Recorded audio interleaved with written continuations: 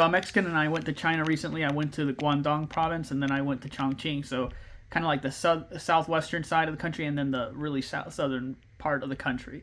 And I was perceived in different ways. But essentially, there was a good amount of people that were genuinely confused when they saw me. And they were wondering if I was Chinese or not. Because I even had some guy stop me in the mall and he was like, "你是中国人吗?" And I had to say like, "No, I'm Mexican," you know. And there was other people that are like, "Oh, you do look similar to like Chinese people." There were people that again echo the same thing in my Red Note comments, where they could see maybe like an ethnic minority in China, and then there's other people that knew I was foreign, but they couldn't quite place from where. But it was interesting. I did get quite a bit of stares, like just going out and about, you know, because I probably just dressed differently, and obviously it looked pretty different. But I did buy some nice clothes in Guangdong. I really like the styles and everything.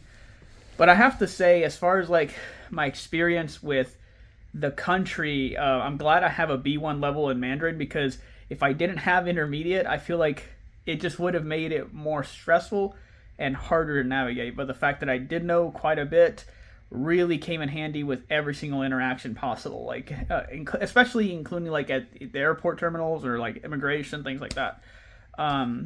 So yeah, it was pretty freaking great.